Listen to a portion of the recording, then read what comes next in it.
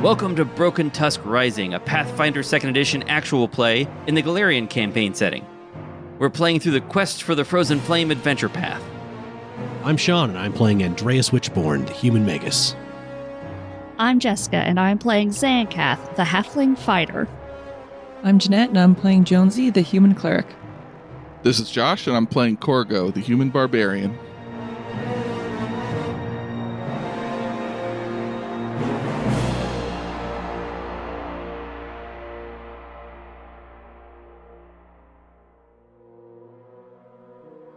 Last time on Broken Tusk Rising, the scouts defeated a dangerous cockatrice without anyone turning to stone. They were unable to find the remains of Ardissa Prendergant, who fell from her cliffside hunting blind. After a bit more travel, they met up with the Mammoth Lords Letsua and Argakoa, accompanied by the Korrid Shaggy Shemvin. And they decided to lead the following to the Red Cat Cave. There, the heroes hoped to get the spirit of the magical cat Ciarstick to tell them what happened to the primordial flame. They've just arrived at the entrance to the cave. But before we get to that, I have a proposal. I move that we make Shaun change his name to John. That way we can have Janette, Jessica, Josh, and John. I was so confused. I mean, if you go back to like Old English or Gaelic or whatever, my name is Shaun. It's John. It's Exactly. I fit. So really, it's a pronunciation change more than anything. So it would be trivial to make him change it to John then. You're actually asking me to erase my culture and ethnicity.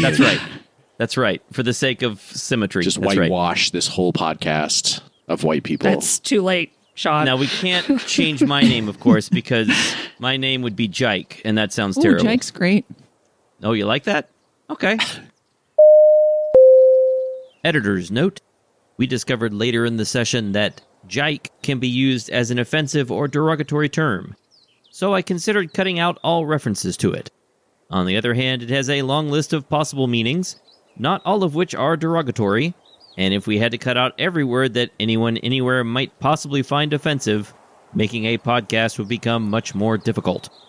I'm therefore just going to warn you that the word appears again later in this episode, so you might just want to skip this one if it really bothers you. Alright, so you're outside the entrance of Red Cat Cave. 2 rock protrusions flank the cave opening, looking like fangs. To the right of the cave entrance is a stone fire ring, and on the wall beside the fire ring is a faded painting of a saber-toothed tiger, ready to pounce on some prey that is not depicted.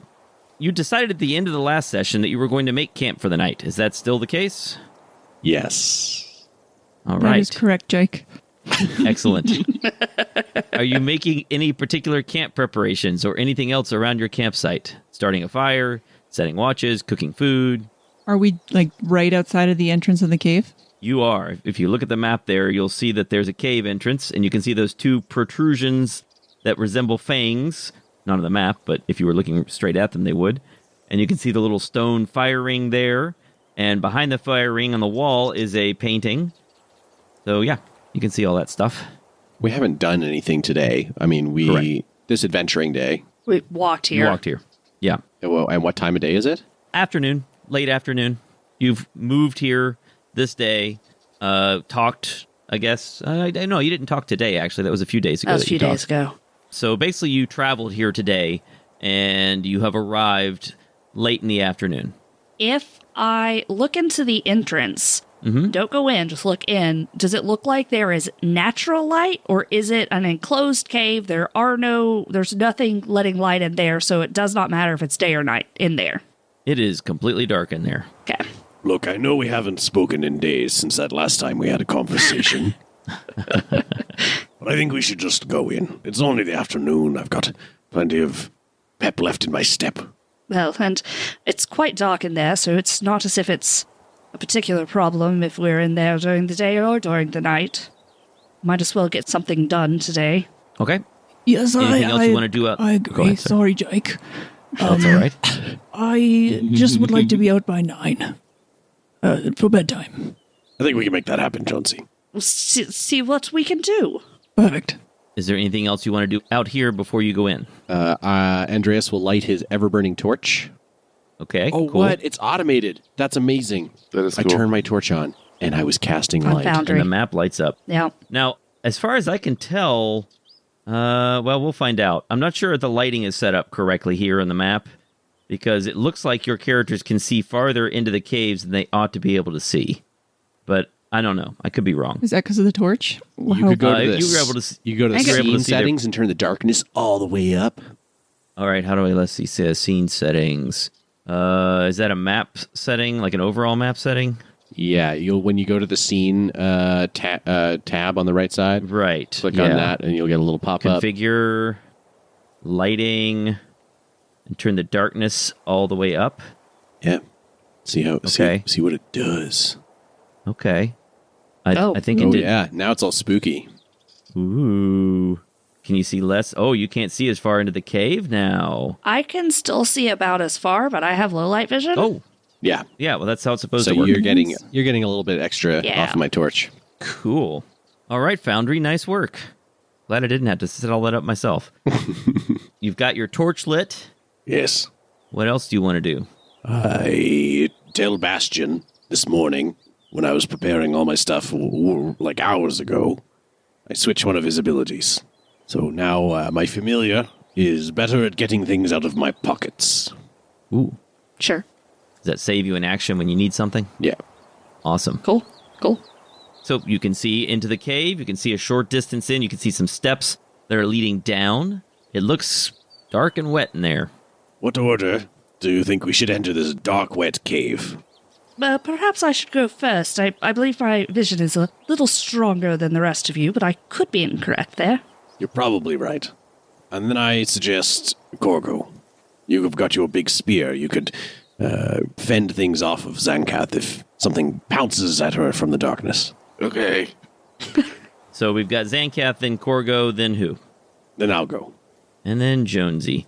And what exploration actions are you all taking? Oh, Need- jeez. Yeah, I need. Send I don't remember. list. Send list, please. Hurry. Sneak. Let's go quiet. Stuff. Andreas will be oh, jeez. Is it Detecting is it magic? This one? Yeah, because my perception is pretty terrible. So I think I'll just be detecting magic as we go. How do I play this game? Yeah, right. Every time. There's one that's called Cleanse Soul Path, and I thought it said Cleanse Soul Patch. Yeah, they got gross. Oh, early 2000s Jack Black is part of this game, is he? Just gotta cleanse my soul patch while I'm adventuring through this cave. Very specific. So who's doing what? So Andreas, you're detecting magic. I'm detecting magic. Xankath, what are you going to do? You have avoid notice, call companion, we'll skip cleanse soul path, defend, which means you keep a shield up, detect magic, follow the expert, which basically means you're using someone else's skill with some assistance from them. Like if someone is stealthing ahead, you could stealth by sort of copying what they're doing. Hustle, investigate, repeat a spell. That might matter if you have a cantrip you want to use over and over. Scout ahead. That means that you're moving at half speed, keeping an eye out for danger. And if you do that, I believe you get a +1 bonus on initiative. Cool. And search, which means you're looking carefully around you. I'm gonna go with search. Okay. Xankath is going to search. Korgo, what are you doing? I guess there's no point in avoiding notice if I'm second. I could have, but I feel like you guys are gonna be right behind me and loud. I also So have a very bright torch. that too. Yes. Right. Yeah, I'll do the same. Search. Search. And Jonesy, what do you want to I do? was also thinking the same. I've got a pretty good survival. Okay, well, you probably don't need 3 people searching, but if you do, then you would be sure to find something. I will switch it up then, and I'll go scout. Okay, Xankath is scouting. That'll give you an initiative bonus. Nice. You begin moving in. Andreas, you're casting Detect Magic, and Andreas, immediately, before you even go in, you detect magic. Oh wow. Coming from the fire pit, the ring of stones that makes that fire circle where you could start a fire. Well, everyone, Jike has given us some extra information he wasn't supposed to. He told me where the magic is coming from, even though... I assume you can pan around with your detect magic, can't you? That's not how it works anymore. Oh, no, it's not? No. Okay. How does it work? Detect magic is just an emanation from me. I feel that there is magic or not, and that's all I get until I'm a much higher level. Really? Yes. Okay.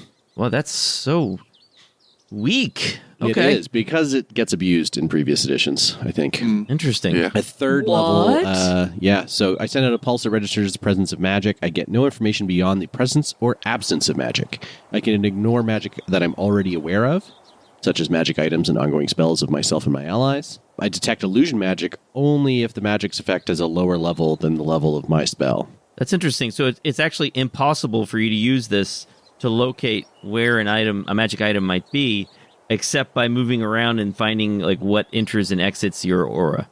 Yeah, until I get to 7th level. 7th? Right. Once I'm level 7, then I can pinpoint the source of highest level magic in the area. And then once I'm aware of what that is, I can then use process of elimination to keep. Okay. Yeah. So let's retcon this slightly then. So you begin casting detect magic, and you immediately detect magic in the area, but you can't tell where it is. Well, has anybody poked around in that fire pit yet? Well, I am searching. Maybe you try to move into the cave, and then as you start to move into the cave, you find the aura goes away. And so it must be something outside nearby. Wouldn't the fact that me and Josh are searching around the area, maybe you could both roll me a or I could roll a secret perception check if you want. I can do a private roll. Yeah, just roll them secret. Is it blind GM roll where I can't see it? That's right. Yeah, I can do that. Oops, I didn't mean to. I accidentally did private instead of blind. Okay. Do you want me? I can roll Well, again, I can though. see Korgo's. I'm going to go ahead and roll Jonesy's here. Or you could just give me the 22. That was pretty good. Jonesy begins searching around outside and immediately trips and falls on his face. Oof. Yeah, sorry. I can't go in the cave. I'm too hurt. Korgo, however, is searching around, and you notice in the Ring of Stones, there is an oval piece of amber, a stone that is different from the others. It's flat on one side, rounded on the other, and it looks like there might be something trapped in the amber. And while you're looking around, you also get a look at this painting. Yeah, it's kind of interesting, but from where you are, you can't see more about the stone or more about the painting. Yeah, what's this? Dino DNA. Yeah, right. Oh, God. What's in it? I have another amber lump here. Let me compare them. Maybe they're the same. Okay, so you're going to go check out the amber lump? Yeah. All right. So Andreas moves over to check out the amber lump by the fire pit, and immediately something happens. So let's see here. I want you to roll a perception check. Me. Yeah, I want Andreas to roll a perception check. 21. All right. So you're reaching for this stone, and you notice that there's something strange about this painting. Something, I don't know, it doesn't seem quite right. And at that very moment, another thing happens, aside from you just noticing that it's an interesting painting and there's something strange about it. Sorry. Apparently my notes are bad here. Jike. Come on, Jake. I'm sorry. It's never going to get old. The best part is now we've referenced it so many times it has to I stay have in at to the leave top it of in. the Yes, episode. I don't know, Yeah. guys. It sounds really bad. Like, I'm sure that's a slur somewhere. All Urban Dictionary. I'm going to look it up. Yeah. I have to read about this thing. So it's more complicated than I thought it was, I guess. Why is this game so hard? All right, so a Jike Uh-huh. might be... Okay, there's a couple different ones, and basically we should stop saying it. It's either a derogatory term used to describe a citizen or someone related to New Jersey, Okay. Oh my, I don't want to be associated with New Jersey. or something related to a part of a roller coaster that can be a noun or a verb, or it could be a portmanteau of someone who's a Jew and also a bad word Yeah. for a lesbian. Yeah. Or, Enough said. Yeah. Mike. All right. So disappointed in you. It's too bad we have to refer to me by my regular name then. Oh, Jekyll. I'm going to ask for Shaun's input here. Yeah. It's going to spoil things a little bit, but so there's a hazard here, and it has a stealth DC, which you have met exactly with your perception check. Perfect. Right? However, as according to the description, it still goes off. Yeah. And you still make a will save, which means it sounds like the perception check didn't do anything for you. It's also kind of like a... so my perception is to notice that it is a hazard. And then essentially we're in initiative, like not necessarily initiative, but initiative, and I get to choose to do something. Well, this hazard, you actually don't go into initiative. Okay. With some hazards you do and some hazards you don't. It depends on whether they have programmed actions that take place over rounds or not, right? For complex hazards, the reaction may cause the hazard to roll initiative, either starting a counter or trying to... Now, this hazard is a simple hazard, although in the book it is not labeled as such. You have to go to other sources and find that actually it's supposed to be labeled a simple hazard. So this is a simple hazard. Okay. I have other complaints about it, but okay, so you've made your perception check, but apparently that means you realize, according to the rules, which we have just discussed, it looks like you still don't get to do anything except react to it. Mm-hmm. So you need to make a will save, a basic will save. I feel like he put a lot of effort into baiting me over here. Yep. Everybody's nodding. Yeah. That's an 8. I know we're early in the session, but I now have a post-it note to remind me. I'm just going to say hero point. It's early in the session, though, so if you don't want to... I'll save it. Okay. You'll save it. You sure? Oh, gosh. Now I'm not. Because that is a critical failure. Oh. And you are going to take... You'll get it back next session. This is why you don't plan your character up to level 10. All right, so suddenly a ghostly cat emerges from the wall, and it growls and pounces at you, slashing at you with its claws. 88's a lot. You take 43 points of slashing damage. And then, just as quickly, the saber-toothed tiger painting that leaped out of the wall fades away, and you're left only with the painting on the wall. I blame Josh. This game's the worst. Okay, well, I'm unconscious. Probably so. And dying. No, what are your max hit points? Less than half. Or less than half. Okay, great. More than half of that. Okay. Yeah, I'm not. More than I'm half not of that. dead. You're not instantly dead. Yeah. You all see this as he walks over to inspect the stone, looks up at the painting, and then sort of has a, oh, look at that reaction. And then suddenly the painting leaps out, slashes at him, and he falls to the ground. I'm going to run over there, not looking at the painting, if that helps me, and try to pull him away from the, back to the group. You succeed, and nothing happens. Jonesy will hover around you while you're doing that, being like, don't hurt him, careful, put him down, put him down. I don't want that thing to attack again. Nothing happens. You pull him away from it. Okay. Jonesy is going to heal him with a healing spell. 15. Okay. Thank you. 15 points back. All right, Andreas, you wake up.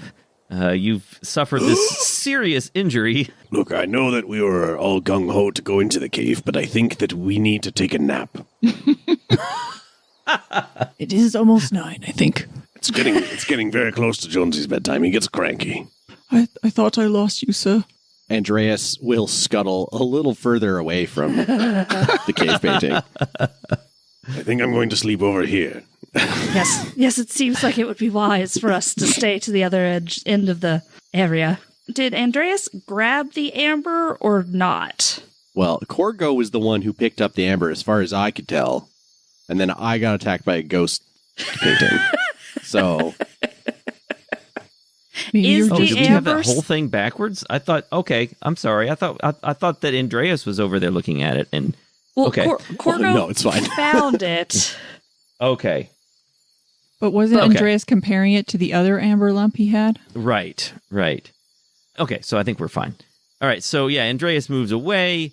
The rest of you are standing there. The painting's not doing anything. And I don't know, I guess you probably picked up the stone, right? Yes. I clutched it in my dying fingers. Okay, cool. Well, the stone is a cabochon is the shape of the word. It's a French word. It means head, or it's a diminutive of the word caboche, which means head or cabbage, but that's not important. I couldn't figure out why they decided to point out the name of the shape, so I looked it up. That was a weird choice. Anyway, it is as a lump of amber, and in it you see there's a feather. Interesting. And you're pretty sure this thing is magical. It's definitely magical. I'm going to keep it because that hurt. Would you like to make an Arcana, Religion, Occultism, or Nature check on it? Sure would. Bam. There's my roll. Ooh, yeah. This is a feather stepstone. Nice. Which can be affixed to armor.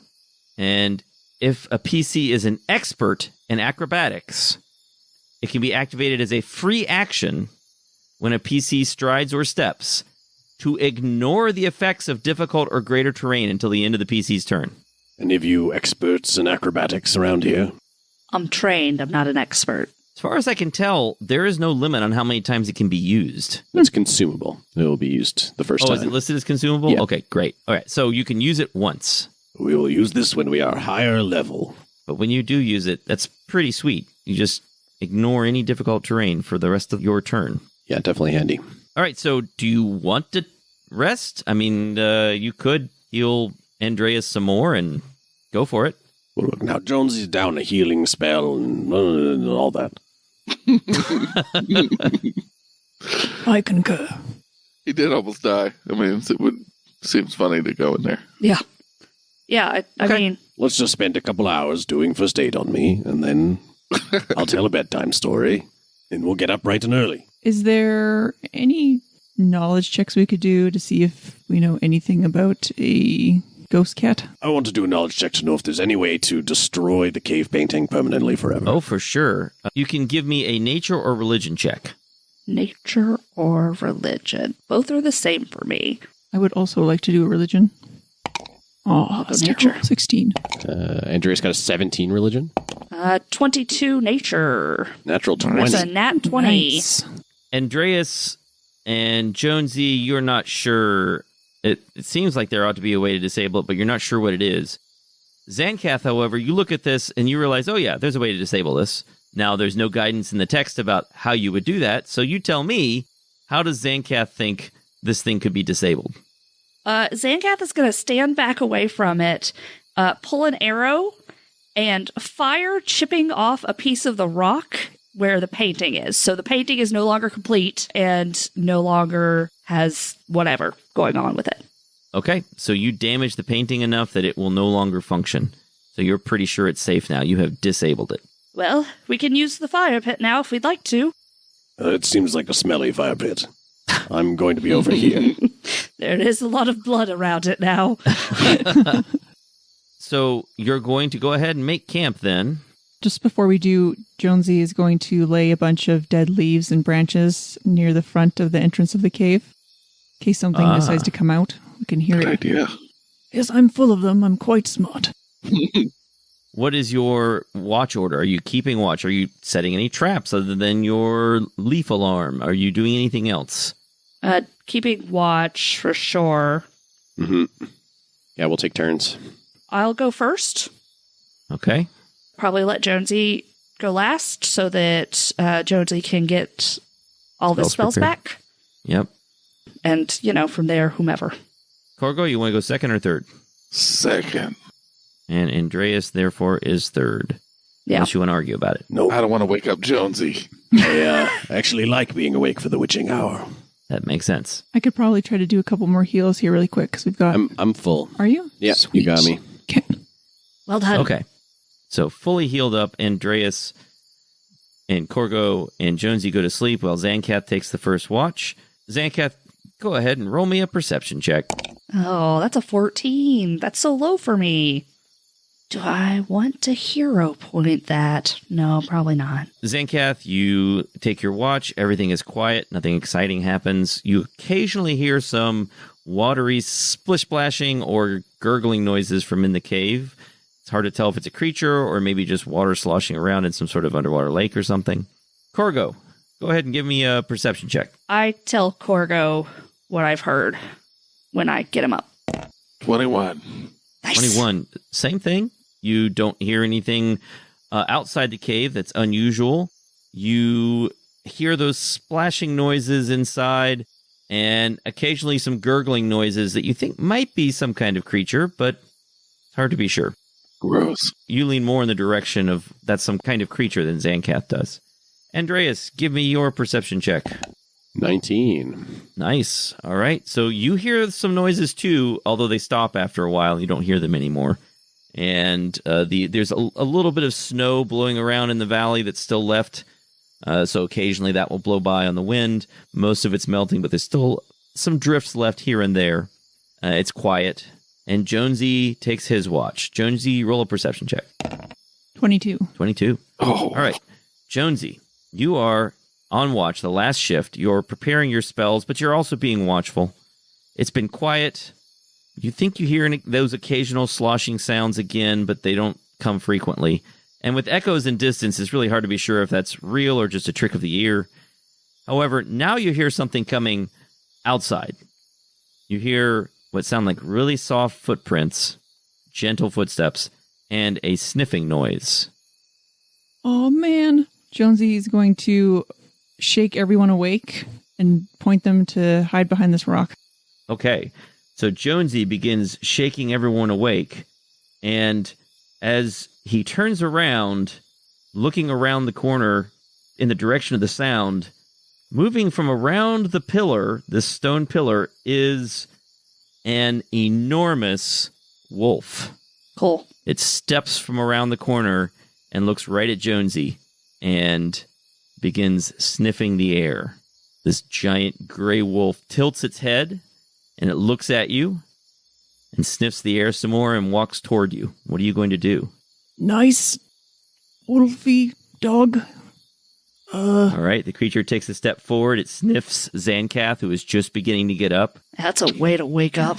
What? This wolf is huge. Oh, not huge classification-wise, but it's large. Is there some way I can kind of read its body language to see if it's being threatening or just curious? Yeah, you can make a nature check. 19? It doesn't seem hostile. In fact, as you watch it move closer and sniff Xankath, it sniffs Xankath again and then walks toward you, and you notice that its tail is tucked down, and it sniffs you, and then it lies down and whines. Jonesy will slowly extend his hand out to put it towards the wolf's nose. The wolf sniffs your hand, nuzzles it a little bit, and licks your hand, then puts its head down on the ground. Oh my god, this is so exciting. Everybody wake up. Look, this wolf is my friend. Can I look the wolf over and see if there is anything wrong with the wolf? Yeah. In fact, Jonesy, you're doing the same thing. I'll roll over your nature check. But yes, Xankath, go ahead and roll a nature check as well. It's 21. Yeah, so you both look it over. It seems uninjured, probably undernourished. Her posture is definitely submissive, and this is definitely a dire wolf. Does anybody have any jerky? I think I have some in my bag here. And Andreas will rummage around and pull out some dried meat. Its ears perk up, and it sort of crawls toward you. I pass it to Jonesy so Jonesy can feed it. Okay. He smiles at you very warmly and then tries to feed the direwolf. The wolf very gently takes the dried meat from you, but hungrily eats it. And then it sees Hrungara and growls a little bit, but looks back at Jonesy and Xankath. No, don't worry. That's our other companion. Korgo, call Hungara over so they can meet. Okay, Hungar, come here. Smell each other's butts. I'm gonna lay my hand on the wolf's neck, comfortingly, not trying to hold it or anything, as Hrungara approaches. All right. How do you think Hrungara is reacting to this 10-foot-long wolf? Hrungara wants to play. It's playtime. Okay. If you want to, you can attempt to tame this animal. You can use your feet if you want to. Xankath, you have that feat as well? I do. All right, so I think we can already consider Xankath to have tamed it. She has already succeeded on that nature check. So you have already successfully tamed this animal. And it was already inclined to be friendly in the first place, although nobody seems to know why this wolf seems so friendly to you. Nope, that's weird. But okay. It can detect good people. And I'm a very good person. I was going to say that it could be because we haven't played in so long, but it could also be because your characters have gone a few days since the event that had a direwolf in it that you may not remember. Oh, the cockatrice direwolf? Yeah. Hey. There was a cockatrice. There was a frozen direwolf, a petrified direwolf with the cockatrice in the camp. And you didn't think there was anything you could do about it because it's petrified. But now there's this direwolf that has crept up to your camp and is extremely friendly. We made a save. And it followed our scent. She followed our scent. For the record, Jonesy did want to wait, but he got bored after a couple hours. Xankath, what do you think you're going to name your new animal? Oh, I don't think this is mine. I think this is Jonesy's. I think that's up to Jonesy. Really? Rumpy.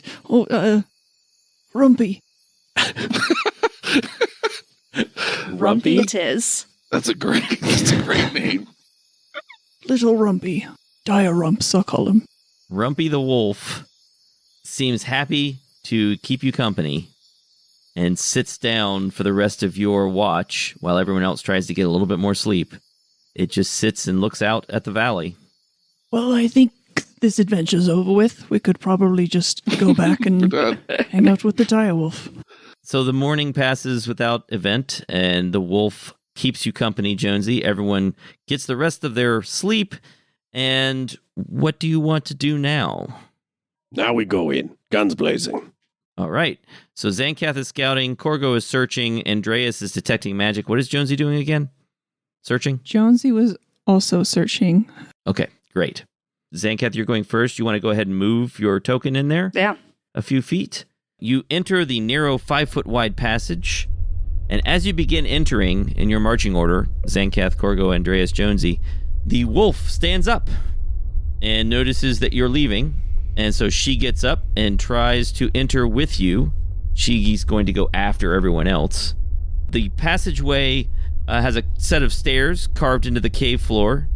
They're not natural. They lead a few steps down into a dark chamber beyond.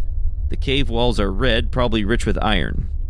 What are you doing for light? I've got the ever-burning torch. Mike? Yep. I don't think my low light vision is actually, because nothing's changing now. So I don't think my low light Yeah, vision because is. it's dark in there. Oh, right. Yeah, it only works so I need in low some light. vision, low light, You need not. some light. Okay, never Yeah. mind. Do you want me to pass you the torch? No, Okay. because you're coming in behind me. It's probably fine. Okay, well, I'll just try and No. squeeze Pass- past Rungara here. And then... There we go. oh, yes. passages lead to the left and right, and your wolf is now following close behind. Which way do you want to go, left or right? Can we see anything down these two different directions as we shine the torch? You look down to the right. To the right is a roughly 25-foot by 25-foot natural cavern. There's something scattered against the southern wall of that room, and there are 2 lumps on the ground in here. And you can't quite make out exactly what they are, but they're 2 sort of pinkish-looking lumps on the ground. And do I detect any magic? You do not detect any magic. Is there anything on the ceiling above those lumps? No, there is nothing on the ceiling above those lumps except for regular cave ceiling. Suspicious. Korgo, do you want to make Korgo, you're up near the front. Do you want to make a search check? Yeah, I do. This is like when my wife wants me to do something, but she doesn't tell me to do it. She asks if I want to do it. And the answer needs to be yes. That's a 12. The answer's always yes. The answer is yes. And Korgo's trying to hide it, but he is so scared. And he almost never uses his shield, but he's like got his shield out and he's gripping it real tight. Okay. If you want to, you can use there's a defend action that you can choose during exploration where you just keep your shield up. He may subconsciously do that later. Right now he's trying to search. Okay. So yeah, you can't make out anything more than that these are 2 pinkish lumps. Maybe they're moving a little? Those lumps are moving. I'm almost certain those are some sort of terrible monster. Yeah, we heard like squishing noises last night. We might as well go in there and exterminate them. This place sucks. Could be demons. I don't know that it's demons, but that it's possible. Okay, so you're going to move into the room. Xankath first. Andreas is going to place the torch on the ground in this square. Yeah. 30 feet, dim, bright, 15 feet? Yeah, I think that's right. Okay. So you've dropped the light there. Yep, and then Andreas will go in first. Okay. Appreciate it. So as you move in, you are pretty sure now that these are two creatures of some kind. And as you step into the room, they begin stirring. Like a soup? And they sort of rise from the ground. They begin moving around more agitatedly. So they're not making a soup. They're not making a soup. Oh, I could have used a good breakfast soup. And they look like this. No. Oh, No. That's way cooler than I thought they were going to be. Okay. Yeah, that's not what I expected. Those are less lumpy and more terrifying. Anyone want to describe that? Web-fingered bipedal amphibian lizards with Pink. razor-sharp teeth kind of in their beaks, milky white eyes. They're like pink and scaly and with like warts and like a little tadpole tail. That's an excellent description. That's almost everything I had down except for one thing that you can't get from the picture. And that is, now that they're opening their eyes glow brightly. Sure. Oh, cool. And they hiss at you, and they sort of recoil from your torch, and they begin making threatening swipes in the air with their claws. And I begin making threatening swipes in the air with my meteor hammer. Ah, all right. And I draw my bow. They look like they're not sure what to do about this. They're swiping the air. They're just looking at you, making hostile-sounding hissing noises. And I'll say, "Are either of you fluent in Taldane?" They do not respond. What about Goblin? And he'll say that in Goblin. Right. No, ask it until day. That'll work out. Yeah, they don't respond. They don't even seem to recognize that you're speaking. They don't react to that. And after just a few more seconds pass, they hiss, and then they run straight at you. Okay. So let's roll for initiative. Sure. Remember to add +1 because Xankath was scouting. +1. Tame them, Xankath. Now the wolf is standing back in the hallway behind you and trying to squeeze through, and it can do that, but it's really awkward. I should just ride on the wolf from now on. Oh. That would be pretty badass. Yes. But it is Jonesy's High wolf. ground to use a bow from. Come on. I've rolled for initiative. Everybody's got their initiative numbers. I've got one of the monsters going at 26, then Xankath at 24, then Jonesy at 18, Korgo at 16, Andreas at 12, one of the monsters at 11, and of course, Hrungara goes on Korgo's turn. The first person to go is one of the monsters, and it runs straight at the person in the front. Andreas, I'm going to do this. I'm going to go in a slightly roundabout path. So 5, 10, 15, 20. It doesn't know if it's triggering attacks of opportunity or not. It's going to move there, sort of diagonally, getting close to Andreas and try to attack him. It first tries to claw at you. And, oh, okay, I got a 23. That's a hit. And damage. 3 points of damage. Ah! Creature reaches out and scratches at you and then jumps back away from you and then leaps toward you again, trying to bite at you. Oh, a 29. That's a crit. Shouldn't that have some kind of penalty? Or no, it's clawed, it's jaws. It should. Yep. Okay. The jaws should have a -5, so that should actually be a 24, so it's not a crit. It's a normal hit. 3 more Oof. points of damage as it tries to bite at you, and then recoils away from you again. Not complaining. It is Xankath's turn. Xankath, what do you want to do? Okay, I'm going to activate my point blank stance first. Then I'm going to shoot the one that just attacked Andreas. Okay. That's a 31 to hit. Critical hit and Nice. is a deadly weapon, which means you're going to roll a whole bunch of damage. That is 20 damage. Ouch. You inflict a serious wound on this creature. It's not dead, but it is. You have seriously injured it. You shoot it through the leg, and it begins sort of hobbling. It is badly injured. You get another action. I'm small enough that people can move around me, right? Yeah, you can move through allies. Yep. Okay, cool. Yep.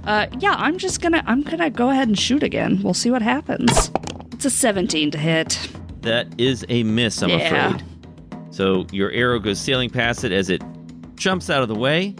And now it is Jonesy's turn. Jonesy, you see this creature has bit Andreas and slashed at Andreas, doing a little bit of harm. And then Xankath has skewered it. Actually, you can't see much of anything from where you are, can you? Nope. I think I could probably just see maybe his back. Yeah. You're not sure what's going on in there. What's happening? I'm curious about this wolf. Can they not fit through here? They can. It's just they're going to be squeezing, and it's also very difficult for them to move around some of these really narrow passages. And the wolf is sort of whining and pacing back and forth at the entrance. Jonesy's going to do nothing productive this turn. Okay. Instead, he's going to put his forehead to the wolf's forehead and grab its face gently and lovingly and say, Rumpy, you're my main dog, and I love you, but you have to stay and be a good. Is it a girl or a boy? It's a girl. And be a good girl and wait here, and then if anything comes, you run away and then come back and find me. And I'll always love you. He starts to tear up a little bit, and he hopes the wolf understands. All right. I probably took up 1 or 2 actions. Okay. With my last action, I will... I feel like I actually really can't do much. Okay. You could give someone guidance. Could give someone guidance. Thanks, Mike. Trying to be helpful. I will give it to Andreas because he seems to die quite often. Sure. Okay. Korgo. Bad stuff's happening. Korgo's gonna tell Rungar to go. Rungar's gonna cat pounce. Okay. Rungar runs in. She's gonna bite this weird frog monster. He.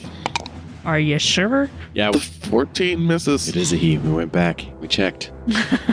14 is a miss. Korgo's gonna move in closer and take its spear out, and that's all his actions. Andreas, it is now your turn. This creature is badly injured. It's hard to be sure. You would guess it looks terrified, but it's hard to be sure exactly what it's thinking or doing or planning to do next.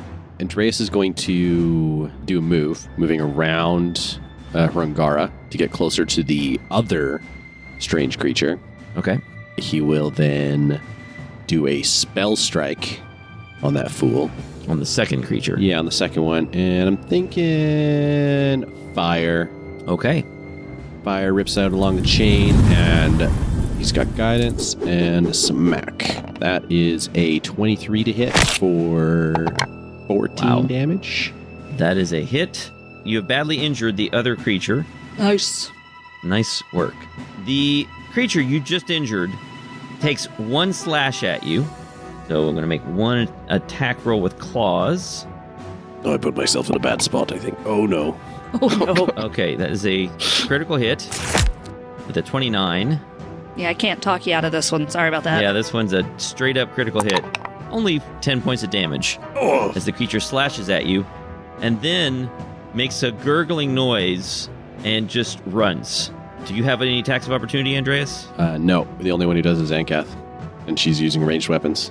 Xankath, the creature is going to try to slide along the wall near you. It's going to try to move basically through the edge of your space as it tries to run away. That's a tumble through. That's a tumble through. How does that work in Pathfinder 2? Acrobatics. Okay. Against... versus reflex. Yeah, versus her reflex DC. I rolled an 11. My DC, I don't know how to do DC, but I'm certain it's higher than that. 10 plus your reflex save. It's 20, so that does not so succeed. the creature tries to slip by you and is stopped. Now, that was one of its stride actions. Can it use another stride action to try again? No, it was a stride and then a tumble through. Oh, okay. So this tumble through was an action. Yeah. Okay, great. So it is now stuck there as it's trying to slip past you. It's looking desperately at the passage to the north. And that is that creature's turn. So the other creature, the one that attacked initially and charged, does the exact same thing. It runs into the square occupied by the other weird creature and then tries to slip by, tumbling through. And so I need to roll another check, another acrobatics check. Oh, And that is that one succeeds. a 22. All right, so that one succeeds. So that was, let's see, 5, 10, 15, 20. No. 25. It's a move to get up to, and then a tumble through. A tumble through is one action, and then a move, and then another stride. Right? Tumble through has its own effect on movement. So it's essentially, it is a separate move that includes a stride up to your speed. All right, so we had 5, 10 to get into the space. 5 to get adjacent to Xankath. Right. 10, 15 to get into and through her space. So she's here, and it's 20. That's 25. Okay. Right. And then I can make another move if I want to for my last action, right? Yeah. All right. So, last action. I'm fairly certain that in the past, I've been allowed to do a attack of opportunity with my bow.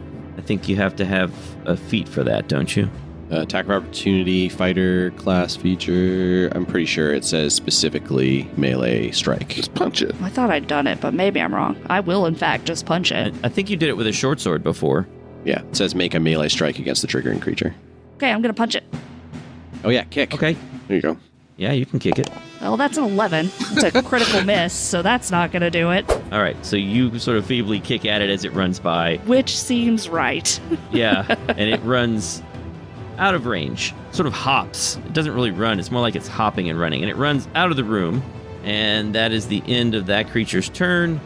Xankath, you get to go on this second round. What do you want to do? I'm going to try to go after it. I'm probably not going to be able to see what I'm doing, but we'll see what happens. 5, 10, 15, 20. And now you are in a very dark room. Yes, I am. In Foundry, I can see it. Yeah. In the game, can I see it? Yeah. You can see just barely outline. This creature is the outline of this creature against the dimmest light from the torch as it's fleeing away from you. So I can shoot it. I'm going to shoot it. If you've got actions left, you can shoot it. Got to. Well, that first one's a critical fail. Good gracious, what's happening here? And I'm going to try to shoot it again. Well, that that's is a hit. A 23, but it's not taking into effect my... -5. Yeah, so it's actually an 18 to hit. An 18 is still a hit. Yes. That's 7 damage. And the creature collapses to the ground, gurgling feebly. Nice. Okay. And that is Xankath's turn. Jonesy, you've just seen a weird frog-like creature run by in front of you down the hall, and then Xankath chased after it, and you hear her bow twanging. Jonesy goes, ah! As something freaky runs by, and then we'll turn and see the other freaky one. Don't talk about Xankath like that. Right? Oh, she's so freaky. I was freaky. Don't worry, I got this one. And he will throw a divine lance at it All right. for a 15. 15 is a miss. Oh, I was too trigger happy and went for damage. The creature jumps out of the way, makes a weird gurgling noise again, croaks at you. It looks like it's going to keep running. Jonesy shakes his fist, but not before moving here to try to block its way. Okay. And that's Jonesy's turn. He's moving into a narrow area so that the creature can't walk by. Yep, Jonesy has blocked the passage. Korgo, what do you want to do? Korgo makes a movement with his head, and, you know, he and Hrungar are becoming a better team. Hrungar just knows what that means. Hrungar runs the other side of the weird frog monster and attacks it. It's gonna work this time, you guys. Oh, 27 hit. Critical hit. Yeah, it is. You rolled a natural 20, so that is a critical hit. That's with a +2, so that's 5 total, and then doubled it. All right, 10 points of damage to this creature. Okay. What else? So Hrungar's got its teeth into it, and then Korgo's gonna try to hit it with a spear. Korgo launches in the creature with a spear with a 20 to hit, That is a hit. and for 6 damage. And the creature falls to the ground. And now we still have action going on in the other room. Andreas, what do you want to do? Oh, Did we? is there action going on in my room? Oh no! You know that Xankath ran into the other room, and you don't know what's happened. A quick glance around this room, make sure there's no other danger in here at all. You don't see anything. There's a pile of something in the southeast corner of the room, but you're not sure what it is. Don't have time for piles. And I will sprint to the north following Xankath. So that's one move action. I will pick up my torch off of the ground, which I think is somewhere around here. Sure. So I've got that in my offhand. Okay. Turn your torch on. I'll delete the light I placed. And then I will make one more move to stand in front of Xankath to defend her from this horrifying creature she's nearly murdered. I'm pretty sure I have, in fact, murdered it. Yep. So you can see the creature is lying on the ground. It looks like it's still breathing, actually. Your light reveals a large, irregular cavern extending to your right and left, roughly northwest and southeast. It's about 50 feet wide and 20 feet across. You can see another passage leaving this changer on the wall opposite you, 20 feet away. There are 2 piles of mud and stones in the northwest corner of the room and 2 more in the southeast corner of the room. And as you enter, you see that these piles have something moving on them, and a pair of glowing eyes blinks at you from each pile. More frog creatures. Oh no, we murdered part of their family. We'll find out if they fight more frog creatures next time. Thanks for listening to Broken Tusk Rising. You can help the podcast by giving us a 5-star review on Apple Podcasts or Spotify, by following us on Twitter, Facebook, and Instagram at House of Bob, or by chatting with us on the Discord, and most of all, by supporting us on Patreon. That's at patreon.com/thehouseofbob. This show is possible due to all our patrons, who get special zines, one-shots, episode commentary, and other stuff for supporting the podcast. The album art for Broken Tusk Rising is by Shaun Makes. Audio production and music are by Mike Hammock. Thanks again for listening, and roll on.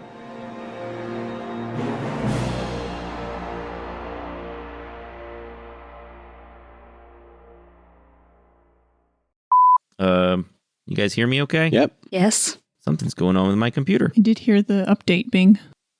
There was a beep. Yeah, and now... Okay, get this. This is fun. New tech problem. My mouse is not responding, and all your images are frozen. Excellent. Everything on the computer appears to be frozen. Oh no. Oh no. But Mike, And I can't even Control-Alt-Delete. do we look good in the frozen images? I miss the crackles. Do we? What does this mean? Miss this is the a new- crackles. What new evil is this? This is a brand new sort of cliffhanger. Will Mike resolve his technology problems? Find out next time. Huh. I mean, I don't know what this means. You still seem to be fine to us. Like, Am I you're, moving on my you're screen? moving, we can the see mic is totally doing fine. stuff. I don't know what this means. This is really weird.